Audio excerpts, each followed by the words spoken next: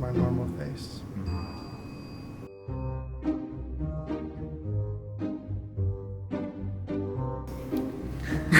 That's so cool.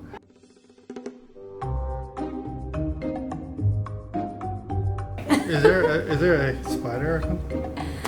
No, I could just feel I didn't want to move. I was like, oh, just one of those phantom moves.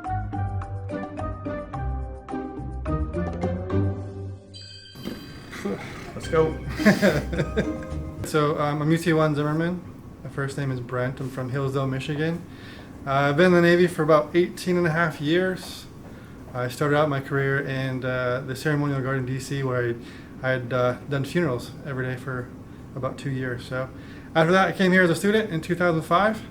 I graduated, and then I went to a battalion where I deployed all over the world and then did some cool projects. I used my skills that I developed here, and then I came a couple different shore duties, and then kids and a wife later, I came back here to teach. I'm Sergeant Thiel. I'm originally from Appleton, Wisconsin. Joined the military, the Air Force in 2014.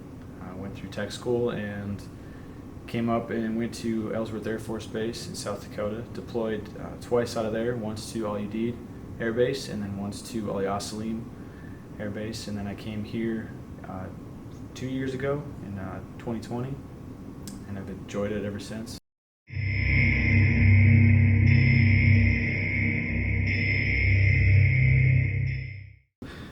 Training that involves them actually working all day instead of sitting and listening to lectures.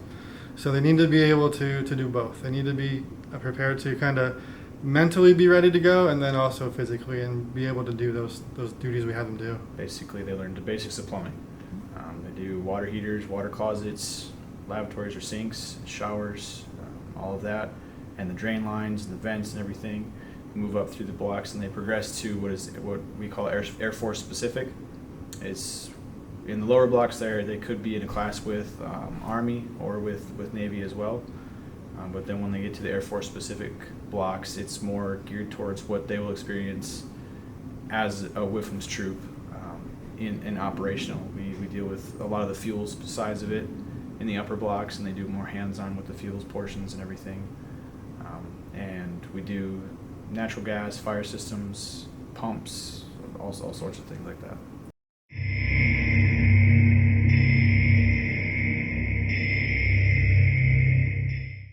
Well, it's going to be a little different for the Navy, obviously. We have two sides of our rate. So our students will go through HVAC for about 7 weeks before they actually make it to the WFSM schoolhouse. So they have dual hats, we'll call it.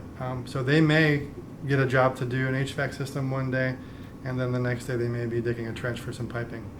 And it also depends on where they go from here. If they're going to a battalion, they may be sent somewhere in the middle of nowhere to do numerous projects for people. Or they could be sent to a maintenance type unit where they do a lot of fixing of things. So it all depends of kind of where they get placed.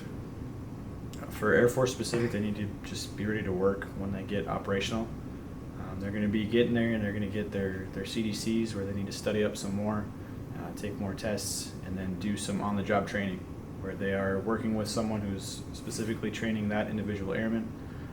Whether it's having to plunge a toilet or a urinal, whether it's fixing a fire system, natural gas, water main breaks, sewer lines, anything around there. It's anything and everything to do with plumbing. If there's a pipe, we're probably dealing with it.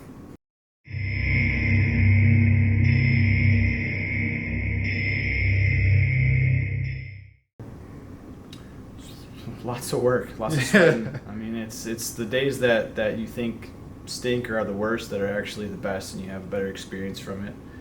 Anytime there's a water break, it always seems to happen at 3 o'clock on a Friday when you're ready to go home, and someone calls and there's an emergency for a water break, and you're just getting dirty and getting mad about it. But it just turns out that that's the best thing that happened to you that week or that year, that you can just remember that forever. So. Yeah, I can kind of agree with that. Over my tour, I don't remember all the fun times I've had. I remember more of the hard times, and I hold those more close to my heart than the fun times, because you actually feel proud to go through those moments. Yep. Do the work that's given to you. You come in here, you need to know that you basically you know nothing, and we're teaching you, we're building you up from knowing nothing. And when you get to your base, you can't go in there thinking that you know everything under the sun and you can fix anything that's thrown at you. You need to have an open mind and learn from everything that someone is trying to teach you. Someone who's had that experience. Ask questions. Questions are not a bad thing. We might get annoyed, you might get an eye roll just because we don't want to deal with questions, but they're a good thing to do. Ask questions if you don't know something. Yeah, I think it's a couple of things you can do. Come ready to go, attitude, spiritually, mentally ready, and then work hard. There's nothing else you can do but work hard. You're never going to go anywhere if you don't.